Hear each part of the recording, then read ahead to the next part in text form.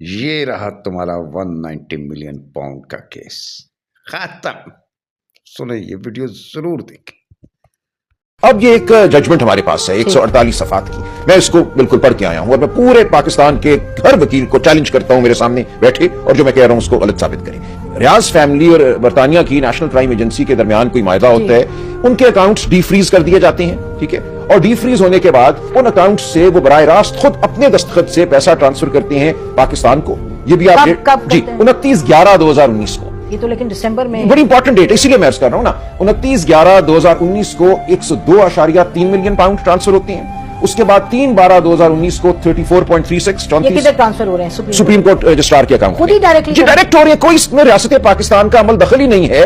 وہ اپنے دستخط سے اپنے بینک کے ذریعے اپنے بینک کو انسٹرکشن دے رہے ہیں کہ پاکستان میں فلاں اکاؤنٹ ہے, رجسٹرار سپریم کورٹ کا account number so and so, تو ڈائریکٹلی ریاض فیملی کے اکاؤنٹ سے یہ پیسے رجسٹرار سپریم کورٹ کے اکاؤنٹ میں ٹرانسفر ہو رہے ہیں ان نومبر 2019. تو یہ جو کہہ رہے ہیں اسٹیٹ آف پاکستان, غلط سن لیں میری بات, میں اس لیے آپ کو عرض کر رہا ہوں نا. تو نومبر 2019 میں ڈائریکٹلی ریاض خاندان یہ پیسے ٹرانسفر کرتا ہے 102.29 ملین پاؤنڈز on 29/11/2019. پھر 3/12/2019 کو ٹرانسفر کرتے ہیں وہ 34.36 ملین پاؤنڈز. اور مزے کی بات 11/5/2022 یعنی کہ اپریل 2022 میں Imran Khan P T I کی حکومت گر چکی ہے, مئی 2022 میں مزید وہ ٹرانسفر کرتے ہیں 34.49 ملین پاؤنڈز. اس طرح ٹوٹل ملا کر یہ بن جاتا ہے 171.15 ملین پاؤنڈز. ایک سیکنڈ مجھے یہ بتائیں تو پھر کیا ضرورت تھی کہ ایز پرائم منسٹر سن لیں میں پوری بات آپ کو اسی لیے عرض کر رہا ہوں نا. دیکھیں یہ ہو جاتا ہے سارا کچھ. سو ڈائریکٹلی یہ پیسہ جو ہے ملک ریاض فیملی کے اکاؤنٹ سے سپریم کورٹ کے اکاؤنٹس میں آ رہے ہیں. دوسری بات and obviously UK government is not objecting to any. نو,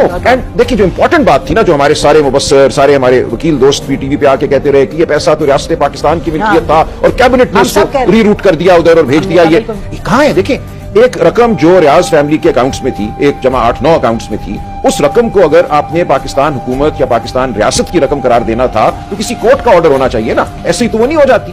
وہ رقم ان کے اکاؤنٹوں میں موجود ہے اور انہی کے اکاؤنٹوں میں وہ ڈیفریز کر رہا ہوں کہ اس تمام مقدمے میں آپ ریپروڈیوس کر دیتے نا وہ ڈیڈ آف کانفیڈینشیلٹی اور کہتے کہ دیکھیں اس کی وجہ سے پیسے ٹرانسفر ہوئے. وہ تو نہیں ہوئے کیونکہ 3 دسمبر سے پہلے وہ تو پیسے تو ٹرانسفر ہونا شروع ہو چکے تھے. 102 ملین پاؤنڈ آ چکے تھے رجسٹرار سپریم کورٹ کے اکاؤنٹ میں. سو یہ بات واضح ہے کہ جو کچھ کابینہ میں 3 دسمبر کو ہوا پیسے اس کی وجہ سے نہیں آ رہے تھے پاکستان, پیسے کسی اور وجہ سے آ رہے تھے. وہاں پہ جو بھی ڈیل کی, جو بھی سیٹلمنٹ کی, ملک ریاض صاحب ان کی فیملی نے اور نیشنل کرائم ایجنسی نے, پیسے اس وجہ سے آنا شروع ہو گئے تھے. عمران خان صاحب کا رول یا کابینہ کا جو رول ہے وہ 3 دسمبر تک محدود ہے. 3 دسمبر کو کوئی ڈاکومنٹ تھی, وہ کیبنٹ نے کہا ٹھیک ہے ہم اس کانفیڈینشیلٹی ایگریمنٹ کو اپروو کرتے ہیں. لیکن یہ کہنا کہ اس کی وجہ سے وہ پیسہ جو پاکستان کی ملکیت تھا اور ریاست کی ملکیت تھا اور ریاست کی طرف آ رہا تھا اس کو ڈائیورٹ کر دیا گیا, بالکل غلط ہے.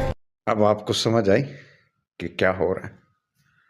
اب آپ کو سمجھ آئی کہ کیا ہو رہا ہے.